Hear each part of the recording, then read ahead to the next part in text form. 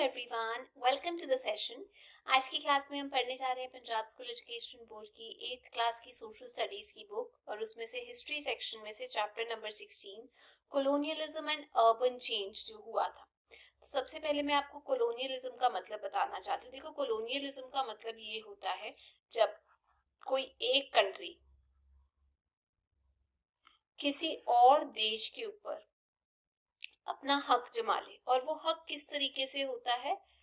Political हक जमाना शुरू कर दे, उसी देश के ऊपर इकोनॉमिक हक भी जताना शुरू कर दे, और उस देश की समाज को भी कंट्रोल करना शुरू कर दे, यानी सोशल कंट्रोल भी करना शुरू कर दे। तो SEP करके या PES करके आप इसे याद कर सकते हैं कि ये तीनों कारण जब स्थापित हो जाते हैं तो हम ये बोलते हैं कि ये वाली जो कंट्री है ये इस कंट्री के अधीन आ गई है, इसकी कॉलोनी बन गई है। ठीक है। अब जब इंग्लैंड था, जैसे इंग्लैंड की बात की जाए या यूके की बात की जाए, उन्होंने इंडिया को अपनी कॉलोनी बना लिया था, क्योंकि हर चीज जो है वो अपने कंट्रोल में कर ली थी। अभी आप एक देश को भी कॉलोनी बना सकते हो, दो देशों को भी बना सकते हो, तीन को भी बना सकते हो। अब बात करते हैं अर्बन चेंज की। अर्बन का मतलब होता है शहरी एरिया, सिटी, और रूरल का मतलब होता है गांव, विलेज जिसे हम बोलते हैं। अर्बन चेंजेस ये आए थे। अर्बन चेंज आने का मतलब ये होता है, पहले तो हम ये बात कर लेते हैं कि जब आपके स्टेटस में चेंज हो जाता है, ठीक है, या किसी एरिया की जब डेवलपमेंट होनी शुरू हो जाती है, तरक्की होनी शुरू हो जाती है, ऑलमोस्ट चेंज हो जाता है स्टेटस के अंदर। और साथ ही साथ वो जो सेंटर है, वो जो सिटी है, वो इम्पोर्टेंस रखनी शुरू कर देती है। मेट भी कि वो पॉलिटिकली इम्पोर्टेंट हो जाती है, किसी इंडस्ट्री के लगने से इम्पोर्टेंट हो जाती है। तो हम अर्बन चेंज तब बोलते हैं जब उस शहर के, सिटी के स्टेटस में चेंज आ जाता है। मतलब पहले वो आम सा था, अब वो खास हो गया कि स्टेटस में चेंज आ गया और वो एक इम्पोर्टेंट सिटी बन गई है, क्योंकि अब वहाँ की जो पॉलिटिकल स्थिति है, कंडीशन है, वो काफी बदल गई है। और देश की अगर विद रिस्पेक्ट टू देखा जाए तो उसका एक इम्पोर्टेंट महत्व हो गया है। अब जब ब्रिटिशर्स आए तो आप ये तस्वीरें देख सकते हैं, बहुत सारे नए नए टाउन्स और बहुत सारी नई नई सिटीज जो हैं वो स्थापित की गई। अब सबसे पहले मैं आपको बताना चाहती हूँ कि जो टाउन्स हैं और जो सिटीज हैं उसके बीच में फर्क क्या होता है। आपने मैथ्स में ये पढ़ा होगा ना, छोटा वाला, है ना। तो जो टाउन होता है वो छोटे वाला एक अर्बन एरिया होता है जहाँ कम जनसंख्या होती है। लेकिन सिटी की बात की जाए तो वो एक बड़ा एरिया होता है, डेंसली पॉपुलेटेड होता है, वहां पॉपुलेशन ज्यादा होती है। ये दोनों में ये फर्क है कि टाउन छोटे होते हैं, सिटीज जो होती हैं वो बड़ी होती हैं।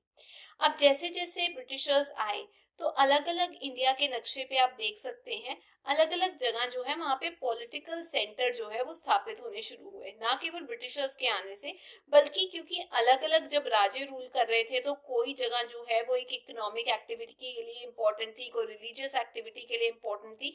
इसीलिए नए नए टाउन्स और सिटीज जो है वो होंद में आने शुरू हो गए। अलग अलग कारण हो सकते हैं, पॉलिटिकल पावर की वजह से हो सकता है, इकोनॉमिक एक्टिविटी मतलब वहां पे उद्योग लग गए, इंडस्ट्रीज लग गई, या रिलीजियस रीजन्स जो हैं उनकी वजह से भी कोई नई नई सिटीज या टाउन स्थापना में आ सकते हैं। अब हुआ क्या कि कोई कैपिटल किसी राजे का यहाँ पर था, उसने चेंज करके यहाँ पे कर दिया, तो इसकी इंपॉर्टेंस खत्म हो गई, इस जगह की इंपॉर्टेंस बढ़ जाएगी क्योंकि कैपिटल चेंज हुआ है। तो जो छोटे वाले टाउन थे उनकी इंपॉर्टेंस कम हो गई, अब उसकी जगह नए वाले टाउन्स आ गए।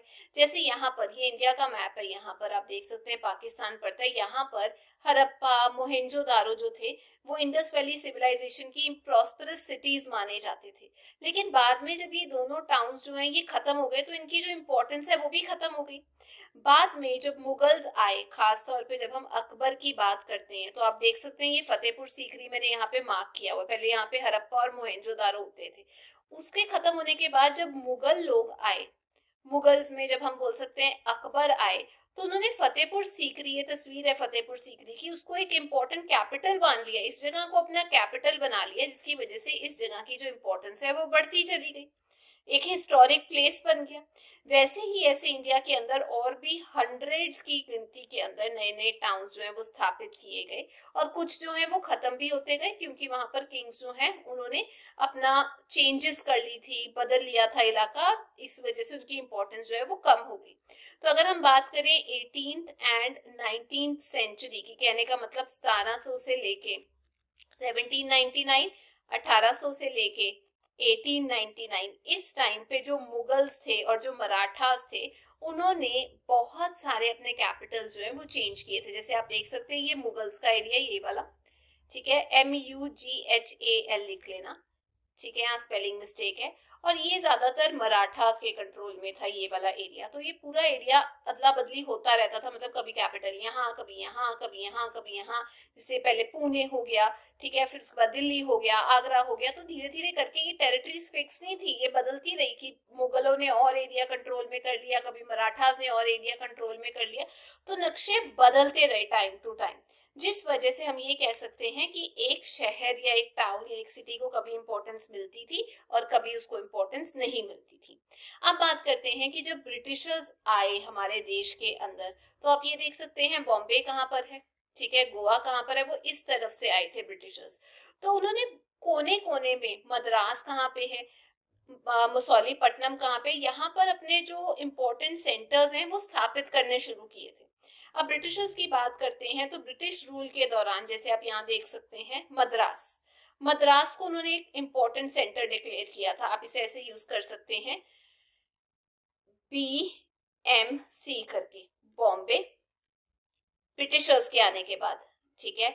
M से मुंबई नहीं, मद्रास, और साथ ही साथ C से कैलकाटा। अगर आप चाहें तो मैं मैप पे आपको दिखा सकती हूँ, यहाँ पर मद्रास है जहाँ आप देख चुके हैं, ये जो है ये बॉम्बे का एरिया पड़ जाता है।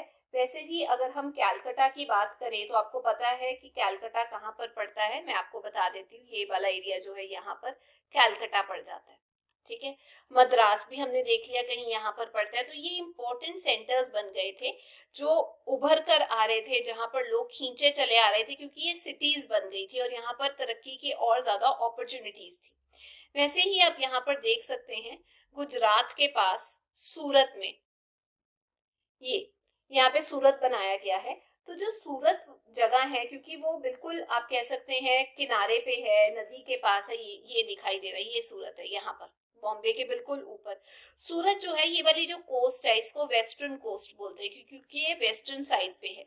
तो जो सूरत है वेस्टर्न कोस्ट पे है, वो ट्रेडिंग के लिए एक इम्पोर्टेंट सेंटर था, यहाँ से व्यापार होना बहुत ज्यादा इजी था पहले के टाइम पे। पर जब बॉम्बे, सूरत की जगह जब बॉम्बे ने ले ली और बॉम्बे एक इम्पोर्टेंट पोर्ट बन गया और इम्पोर्टेंट एक्टिविटीज का स्थल बन गया, पहले सूरत था जो ऊपर था, उसको हटा के उन्होंने बॉम्बे बना दिया इम्पोर्टेंट अपना सेंटर। तो सूरत की इम्पोर्टेंस कम हो गई और ज्यादातर जो गतिविधियां, इवन पोर्ट से सामान जाना या political activities east India company की जो हम पर रूल कर रही थी उस टाइम पे, ट्रेडिंग हो रही थी, सब कुछ प्रोग्रेस हो रहा था, वो बॉम्बे में उभर के आने शुरू हो गई। मैं उम्मीद करती हूँ आपको पता चल गया होगा कौन से मेन इंपॉर्टेंट सेंटर्स इमर्ज हुए थे, BMC करके याद कर लेना। बॉम्बे से पहले सूरत जो था वो ट्रेडर्स के लिए एक इम्पोर्टेंट सेंटर था, पर बॉम्बे एक इम्पोर्टेंट पोर्ट बन गया और पॉलिटिकल एक्टिविटीज का केंद्र बन गया, किसके आने से, ईस्ट इंडिया कंपनी के आने से। अब हुआ क्या, दो इम्पोर्टेंट लड़ाइयां हुई थी बंगाल के राजा और ब्रिटिशर्स के बीच में। तो आप ये कह सकते हो ब्रिटिशर्स एक साइड थे और हमारे जो किंग्स थे, वर्सेस जो किंग्स थे, वो अलग अलग साइड थे। मैं आपको कुछ जगहें बताना चाहती हूँ, जैसे ये वाली जो जगह है बंगाल के पास, इसे हम प्लासी बोल सकते हैं। ये वाला जो एरिया है यहाँ पर बिल्कुल कोने पे, उसे हम बक्सर बोल सकते हैं। और ये वाला पिछली क्लास में भी मैंने आपको बताया था, इसे हम अवध बोलते हैं। तो ब्रिटिशर्स के साथ प्लासी की लड़ाई हुई थी 1757 में, इंपॉर्टेंट ईयर है। और उसके बाद बक्सर की लड़ाई हुई थी 1764 के अंदर, ठीक है। इसके चलते, ये जो लड़ाइयां थी, इनके चलते जो मुर्शिदाबाद जो जगह है उसकी जो इम्पोर्टेंस है वो कम हो गई थी, क्योंकि पहले जो मुर्शिदाबाद था वो एक इम्पोर्टेंट सेंटर था जहां पर सबसे ज्यादा काम हो रहा था, जहां पे सबसे ज्यादा ट्रेड हो रहा था। वो एक बहुत इम्पोर्टेंट सेंटर था बांग्लादेश में, सॉरी इधर बांग्लादेश के बिल्कुल पास में ही यहाँ पर हमारे पास मुर्शिदाबाद आ जाता है। यहाँ पर आप देख सकते हैं ये वाला एरिया, ठीक है, क्योंकि ये बांग्लादेश है और हमारे पास यहाँ पर मुर्शिदाबाद आ जाता है।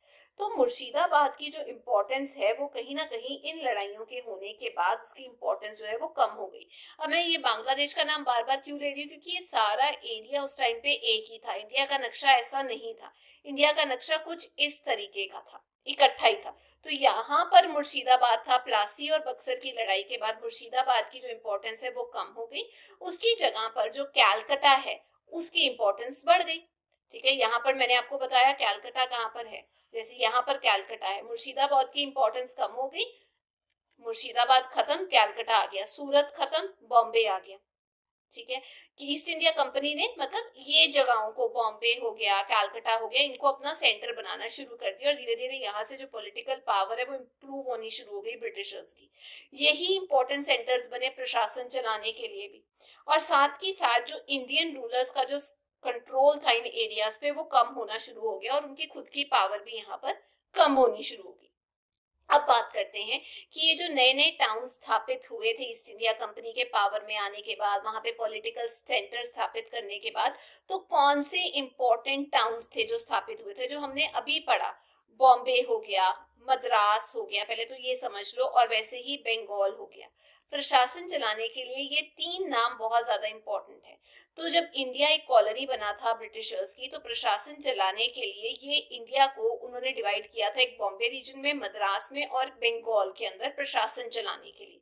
और अक्सर बोला जाता था कि ये प्रेसिडेंसीज का काम करते हैं। तो हम सबसे पहले वापस पिछले वाले नक्शे पे जाते हैं और मैं आपको मद्रास की कहानी बताती हूँ। ये वाली जो तट है, ये से हम ईस्टर्न कोस्ट बोलते हैं, मद्रास यहाँ पर है, और इसका पुराना नाम मद्रास है, आज की डेट में इसे हम चेन्नई बोलते हैं, और ये तमिलनाडु स्टेट, जो ये वाली जो स्टेट है तमिलनाडु, उसका कैपिटल है, इसको ध्यान से समझना।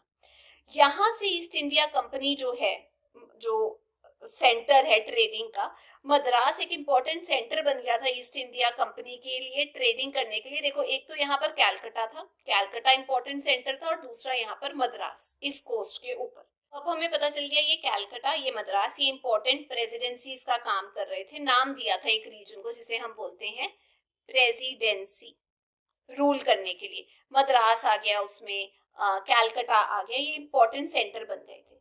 अब फाइनली हुआ क्या, 1639 के अंदर जो ब्रिटिश लोग थे वो बेसिकली इंडिया जब आते थे वो लीज पे आते थे। जैसे आप 20 साल की लीज ले लो, जैसे आप कहीं पे रेंट पे रहते हो तो लीज मिल जाती है कि यार तुम इतनी देर तक रह लो।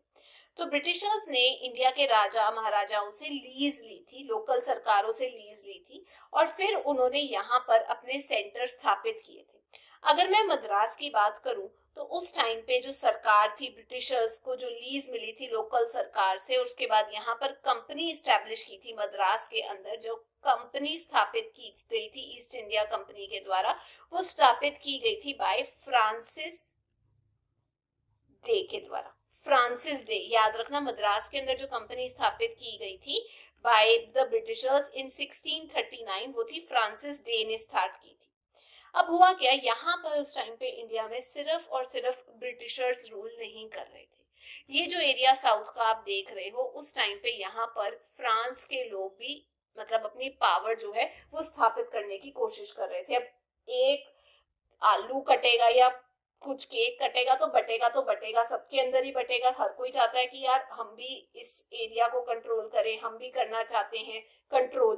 तो इसीलिए इस एरिया की ओनरशिप लेने के लिए तीन, आप कह सकते हैं, कर्नाटिक वॉर्स हुई थी। तो बुक में कर्नाटिक वॉर्स दिया गया, बट आपको ये समझना बहुत ज्यादा जरूरी है, ये मैं आपको बता देती हूँ। ये देखिए, तीन कर्नाटिक वॉर्स जो हुई थी वो हुई थी ब्रिटिशर्स, अंग्रेजों के बीच में, और साथ ही साथ फ्रांस के लोगों के बीच में, फ्रेंच लोगों के बीच में, क्योंकि वो भी यहाँ पे कंट्रोल करना चाहते थे। तो जब पहली कर्नाटिक वॉर जो है जब वो लड़ी गई थी कुछ सालों के ऊपर, मतलब 1746 से चालू होके 48 तक वो चली थी। उस टाइम पे जो फ्रांस के कमांडर थे, लेबर डोनेस, फ्रांस के कमांडर की बात कर रही हूँ, ये फ्रांस वाले, ठीक है, उन्होंने मद्रास को अपने कंट्रोल में कर लिया था। मतलब ये जो मद्रास जो हम देख रहे हैं सबसे पहले फ्रेंच लोगों के कंट्रोल में आ गया था, और यहाँ पे लड़ाई चल रही थी ब्रिटिश और फ्रेंच लोगों की कि यहाँ पर कौन हुकूमत जमा सकता है। बाद में जब धीरे धीरे लड़ाई अंत तक पहुंची, 48 तक हम कह सकते हैं, जो मद्रास है उसको वापस दे दिया गया ब्रिटिशर्स को। अब आपको मैं यहाँ समझाती हूँ। जो फर्स्ट कर्नाटिक वॉर हुई थी वो हुई थी 1746 से 1748 के बीच में। इसमें फ्रेंच लोग जीते थे या ब्रिटिश लोग जीते थे, इसमें जो फ्रेंच लोग हैं वो जीत चुके थे, ठीक है ना, उन्होंने डिफीट कर दिया था सबसे पहले। उसके बाद जो सेकंड कर्नाटिक वॉर हुई थी वो हुई थी 1749 से लेके 1754 के बीच में। तो जो सेकंड कर्नाटक वॉर हुई थी, फ्रेंच लोग जीते थे या ब्रिटिश लोग, उसमें ब्रिटिशर्स जीते थे। जो थर्ड कर्नाटक वॉर हुई थी वो हुई थी 1757 से लेके 1763, उधर बक्सर और प्लासी की भी लड़ाई चल रही थी। तो जो थर्ड कर्नाटक वॉर है वो भी ब्रिटिशर्स जीत गए थे।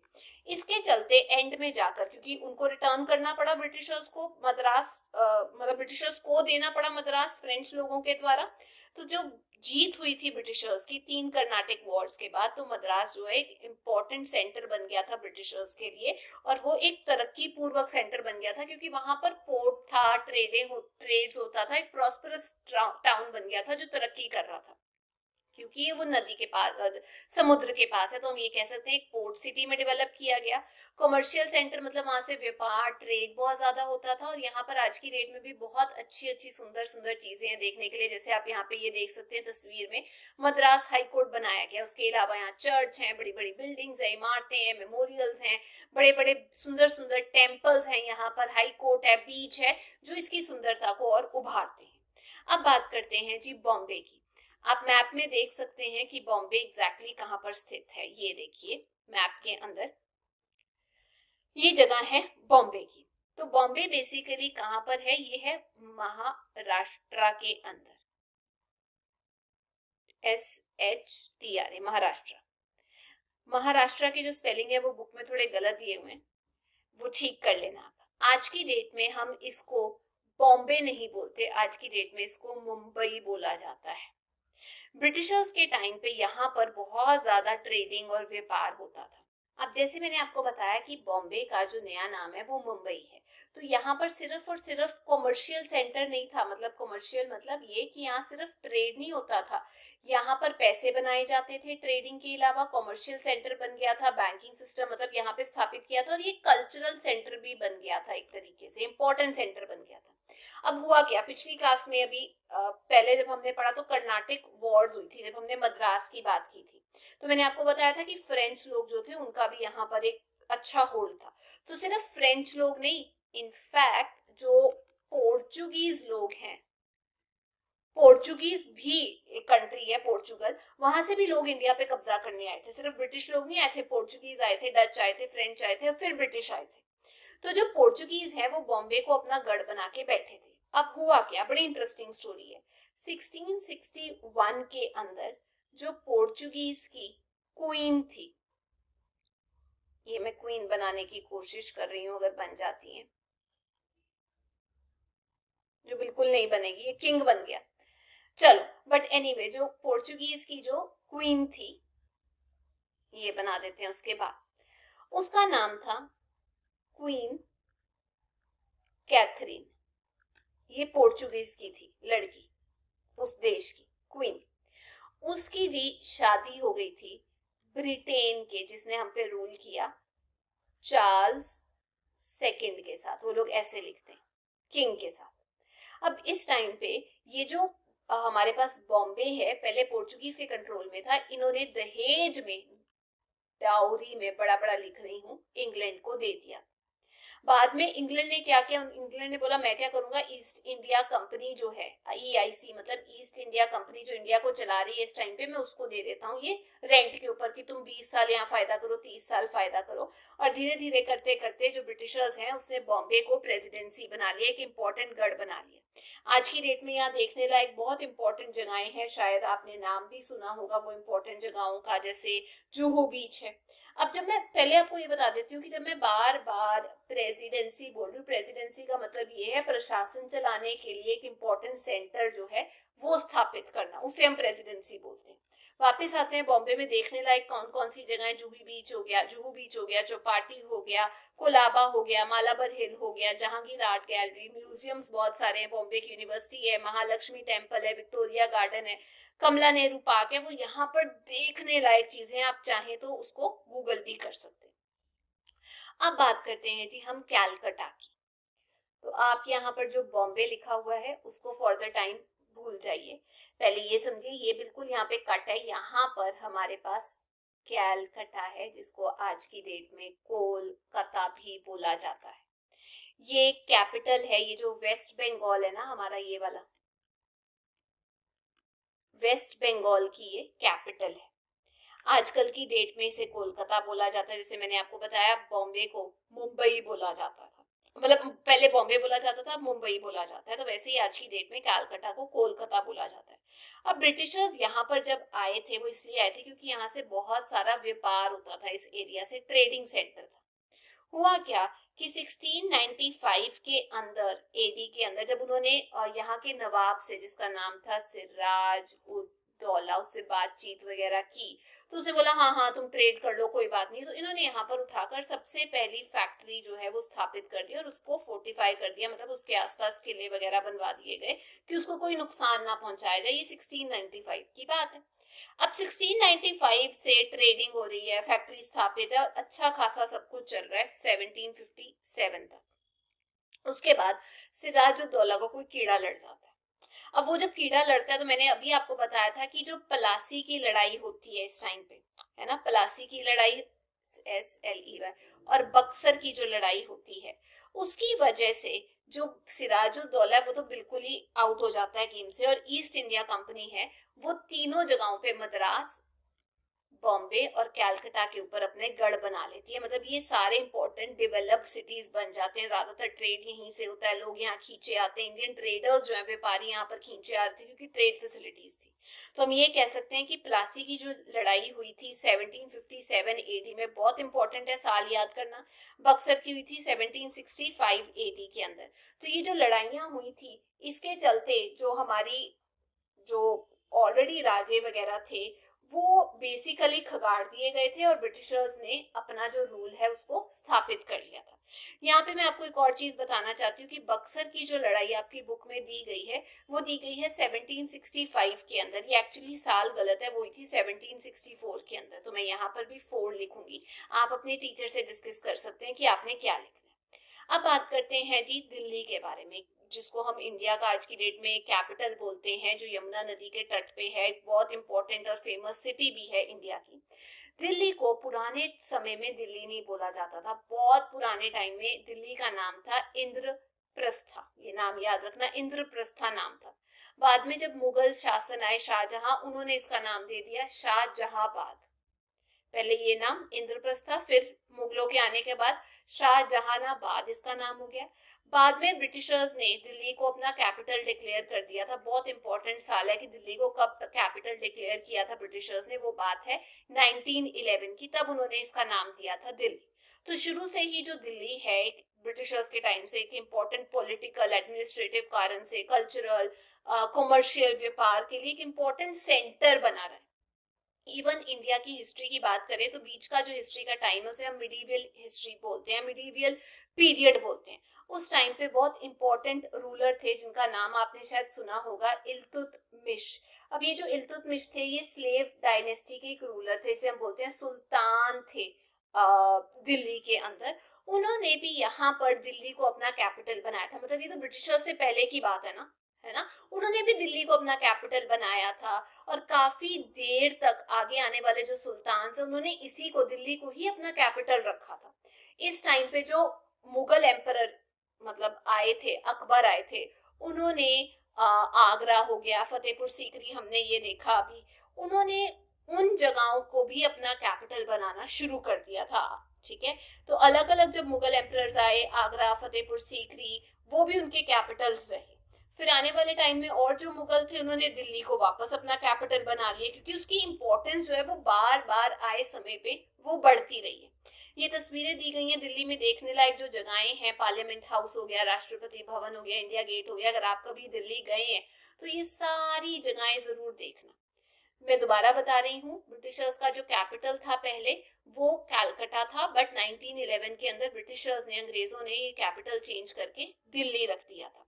अब दिल्ली में देखने वाली जो जगहें हैं वो कौन कौन सी है? ओल्ड फोर्ट हो गया, एक जू है, अप्पू घर है, इंडिया गेट है, किला राय पिथौर हो गया, फतेहपुर मॉस्क है वहां पर, दरगाह ऑफ निजामुद्दीन औलिया। अब दरगाह क्या होता है? एक मकबरा होता है सेंट का। जब मैं बात करती हूँ दरगाह की या मकबरे की, तो बेसिकली कुछ मुस्लिम रिलीजन से इसका लेना देना होता है। तो मकबरा आप ये कह सकते हैं एक तरीके का टोम, जैसे ये, इसे हम टूम बोलते हैं, ठीक है, उसे हम मकबरा बोलते हैं। और इस्लाम में जहां पर दफनाया जाता है संतों को, उनको जगहों को इम्पोर्टेंस रखी जाती है। तो वैसे यहाँ पर दरगाह है निजामुद्दीन औलिया की, जहां पर उनको उनको दफनाया गया या रखा गया था बाद में।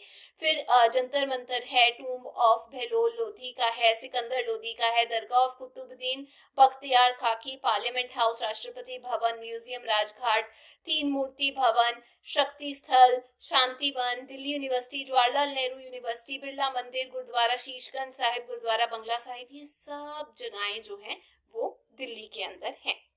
अब बात करते हैं कि जब कॉलोनीज हम हमारे को बनाया गया, हमारे देश को एक कॉलोनी बनाया गया, उसके बाद क्या क्या पॉलिसीज लेकर आए गए, जो ब्रिटिशर्स थे वो क्या क्या पॉलिसीज लेकर आए थे। पुराने चैप्टर्स में हमने ये पढ़ा कि 1857 के अंदर एक घमासान रिवोल्ट हुआ था जो इंडियंस ने किया था, जिसे फर्स्ट वॉर ऑफ इंडिपेंडेंस भी बोलते हैं, जिसके चलते उनकी नींव हिल गई थी अंग्रेजों की यहाँ पर।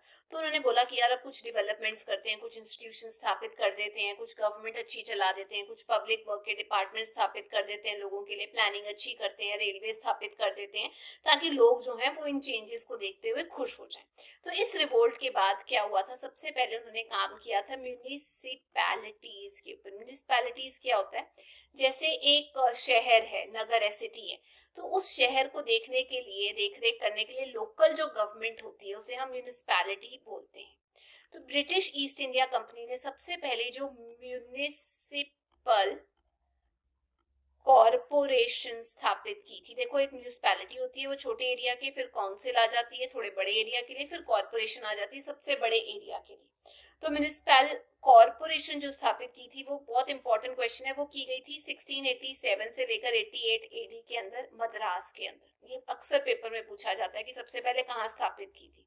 इसके जो मेंबर्स हैं वो इलेक्ट नहीं किए गए थे, नॉमिनेट किए गए थे, मतलब उनका नाम चुन के दिया गया था अंग्रेजों द्वारा कि इस बंदे को इस कमेटी का, म्यूनिसिपल कॉर्पोरेशन का मेंबर बना दिया जाए। तो ये जो म्यूनिसिपल कॉर्पोरेशन है पहले मद्रास में स्थापित हुई, फिर जो दो इंपॉर्टेंट जगहें हैं जो हमने पढ़ी, एक हो गया हमारे पास बॉम्बे और फिर हो गया कैलकाटा, यहाँ पे भी स्थापित की गई। धीरे धीरे आगे चलते चलते म्यूनिसिपैलिटीज भी स्थापित की गई, म्यूनिसिपैलिटी स्थापित की गई, और उसके अलावा डिस्ट्रिक्ट के अंदर, म्यूनिसिपल डिस्ट्रिक्ट के अंदर हम कह सकते हैं डिस्ट्रिक्ट बोर्ड्स भी स्थापित किए गए, टाउन्स के अंदर, थोड़े छोटे शहरों के अंदर, विलेजेस के अंदर, प्रोविंसेस के अंदर, ये सब चेंजेस की गई। मतलब अलग अलग जगह पे अलग अलग नाम दिए गए, डिस्ट्रिक्ट बोर्ड्स हो गया, ये सब कुछ जैसे अब पंचायत बोलते हैं वैसे ही काम होता है इनका, नगरों के अंदर ये काम करते हैं। अब ये जो म्यूनिसिपैलिटीज है इन्होंने अच्छे काम क्या क्या करने शुरू कर दिए लोगों के लिए। सबसे पहले तो इन्होंने ये बोला कि यार प्राइमरी स्कूल, छोटे बच्चों का स्कूल बनवाया जाए, वो खोला। मिडिल स्कूल मतलब 8वीं 9वीं के बच्चों के जो स्कूल होते हैं, हाई स्कूल इन्होंने खोलने शुरू कर दिए। बड़े अच्छे आप ये कह सकते हैं नंबर में इन्होंने स्कूल्स खोले सबसे पहले। उसके बाद इन्होंने बोला कि यार और अच्छा काम भी करना पड़ेगा, स्ट्रीट्स में, गलियों में जो लाइटें होती हैं वो भी लगवानी पड़ेंगी। तो जो लाइट्स हैं रात को जो काम आएगी, स्ट्रीट लाइट्स, वो भी लगवाते हैं। तीसरी चीज इन्होंने जो की वो थी साफ सफाई रखना उस नगर की, उस इलाके का। तो उन्होंने काम उठाया कि चलो क्लीनलीनेस के ऊपर भी हम काम करेंगे। किसकी क्लीनलीनेस? उस सिटी की, उस शहर की, उस नगर की। लोगों को पानी की फैसिलिटीज, जो बेसिक लोगों को चीजें चाहिए होती हैं, उसके ऊपर भी काम किया। इसके अलावा अगर हम हेल्थ की बात करें, सेहत की बात करें, तो उसके लिए अलग अलग डिस्पेंसरी, छोटे हॉस्पिटल टाइप जो होता है वो, उसका भी अरेंजमेंट किया गया ताकि डिजीजेस से बचाया जा सके और टाइम टू टाइम लोगों को वैक्सीन दी जाए। ठीक है, अब बात करते हैं पब्लिक वर्क्स की, लोगों के लिए क्या काम किया। अब ब्रिटिश सरकार जब रूल कर रही थी वो कहते हैं कि अरे हम तो लोगों के, रिपब्लिक मतलब लोगों के वेलफेयर के लिए काम कर रहे हैं। उसके चलते जो लॉर्ड डलहौजी थे, ये इंपॉर्टेंट नाम पूछा जाएगा कि किसने पब्लिक वर्क डिपार्टमेंट स्टार्ट किया था। डिपार्टमेंट पब्लिक के लिए डलहौजी जी ने किया था। उस डिपार्टमेंट में उन्होंने अलग अलग सड़कें बनवाई थी, केनाल्स बनवाए थे जहां से पानी लिया जा सके, ब्रिजेस बनवाने स्टार्ट कर दिए थे। इस डिपार्टमेंट ने बनवाई थी जीटी रोड, शायद आपने सुना होगा, ग्रैंड ट्रंक रोड जो है वो कलकत्ता से पेशावर तक इसी डिपार्टमेंट ने बनवा के दी थी। अब यहाँ पर आप ले लीजिए कोलकाता, यहाँ से ऐसे करते करते दिल्ली से निकलते हुए लाहौर जाते हुए पाकिस्तान में पेशावर के पास कहीं जाकर ये रुकती थी। तो ये एक, अब आपकी बुक में ये दिया गया है कि ये जो कैलकाटा टू डलहौजी है ये लॉर्ड डलहौजी ने बनवाया था। एक्चुअली इसको दोबारा ठीक करवाया गया था, मैं ये नहीं बोलूंगी उसको बनवाया गया था, क्योंकि ये जो ग्रैंड ट्रंक रोड है इसमें बहुत बड़ा हाथ था शेर शाह सूरी जी का। उन्होंने ये रोड जो है ये बनवाई थी उस टाइम पे। तो अगर यहाँ पर ये लिखा है गॉट बिल्ट, ये बनवाया नहीं गया था, आप ये कह सकते हैं इसको दोबारा रेनोवेट या रीबिल्ड करवाया गया था। फाइनली एक 8 अप्रैल 1853 को जो गंगा कैनाल है वो भी बनवाया गया कि चलो गंगा से लोग जो हैं वो यूज कर सकते हैं, पानी यूज कर सकते हैं। तो गंगा का जो कैनाल है वो भी बनवाया गया ताकि लोगों को पानी की सहूलत की प्रॉब्लम ना आए। वैसे ही रुड़की के अंदर एक इंजीनियरिंग कॉलेज, आज की डेट में भी रुड़की के अंदर एक इंजीनियरिंग कॉलेज है, वो भी इन्होंने स्थापित किया था कि ठीक है यार ये भी कर देते हैं ताकि लोग जो हैं वो एजुकेशन के बारे में हमें ना बोले कि यार ये तो इन्होंने कोई काम ही नहीं किया कुछ एजुकेशन के मसले के ऊपर। तो उन्होंने रुड़की के अंदर भी एक कॉलेज स्थापित करवा दिया था उस टाइम पे। अब ये रुड़की एग्जैक्टली कहाँ पर पड़ जाता है तो मैं वो भी आपको बता देती हूँ, कहीं यहाँ पर उत्तराखंड के पास में, यहाँ पर एंड में, ठीक है, वहां रुड़की पड़ जाता है। तो उन्होंने कॉलेज भी बनवा दिया और इस डिपार्टमेंट ने बहुत सारे काम कराए लोगों के वेलफेयर के लिए।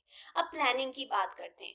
ये जो सिटीज है, जब ब्रिटिशर्स रूल कर रहे थे, जो नई नई आई थी, यहाँ पर जो लोग रह रहे थे उनको फैसिलिटीज की जरूरत थी, जैसे पब्लिक फैसिलिटीज जिसे हम बोल सकते हैं। तो बहुत सारी प्लानिंग की गई कि पानी की सुविधा कैसे होगी, स्ट्रीट लाइट्स की होगी जो हमने अभी पढ़ा, इलेक्ट्रिसिटी, जो गंद है सीवरेज की प्रॉब्लम कैसे सॉल्व होगी, मार्केट्स कैसे आएंगी, पार्क्स कैसे आएंगे, स्पोर्ट्स ग्राउंड्स कैसे होंगे, ये सब प्रोवाइड किया गया सरकारों के द्वारा। क्योंकि इतना ज्यादा शोर मच चुका था, लोगों ने इतना ज्यादा शोर मचाया था कि जो ब्रिटिश सरकार है वो हमारे लिए कोई काम कर ही नहीं रही है, तो इसलिए इन्होंने ये किया।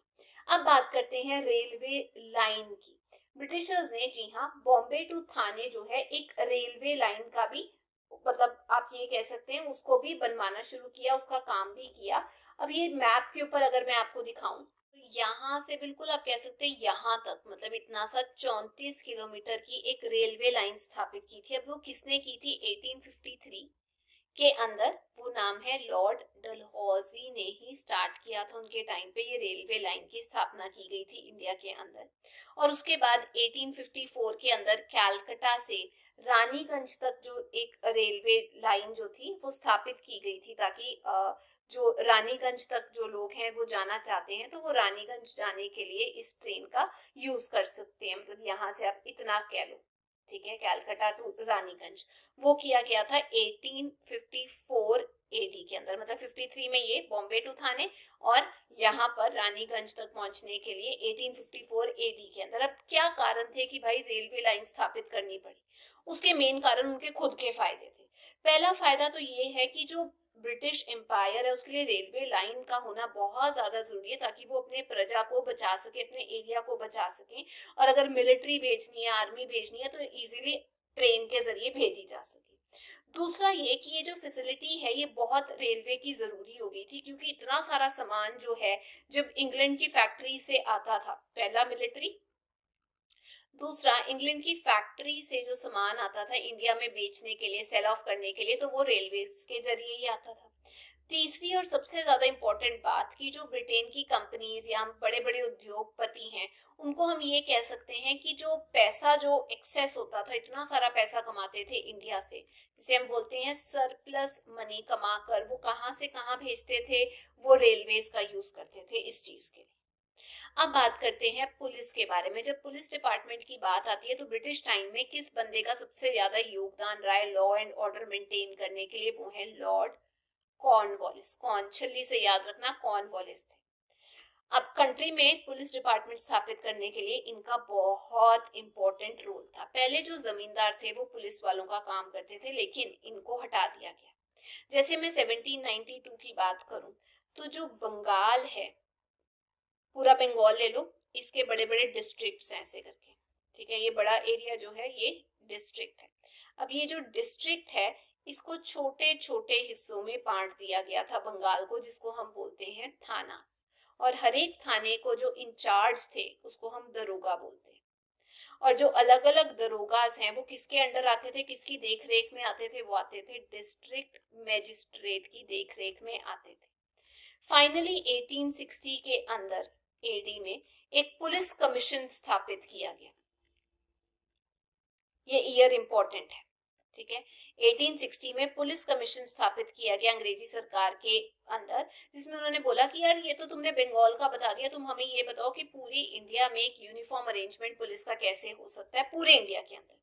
तो इस कमीशन की रिकमेंडेशन के हिसाब से इन्होंने सिविलियंस के लिए एक पुलिस बनाई, मतलब आम नागरिक के लिए एक पुलिस का मतलब डिपार्टमेंट बना दिया, और बहुत सारे सुजेशंस दिए थे जो मैं आपको यहाँ पर पढ़ के बताना चाहती हूँ। सिविल पुलिस मतलब आम जो झगड़े वगैरह सॉल्व करेगी।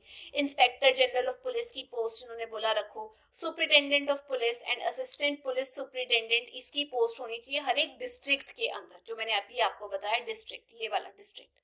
ये सारी पोस्ट जो है यहाँ पर होनी चाहिए, मतलब एक एक डिपार्टमेंट में होना चाहिए। उसके अलावा पुलिस इंस्पेक्टर जैसे हम सुनते हैं, हेड कांस्टेबल हो गए, वो सब पुलिस सुपरिटेंडेंट के नीचे काम करेंगे। मतलब पुलिस सुपरिटेंडेंट ऊपर, उसके नीचे आ गया पुलिस का इंस्पेक्टर, या आप कह सकते हैं हेड कांस्टेबल जो है, जो आज की डेट में भी चल रहा है।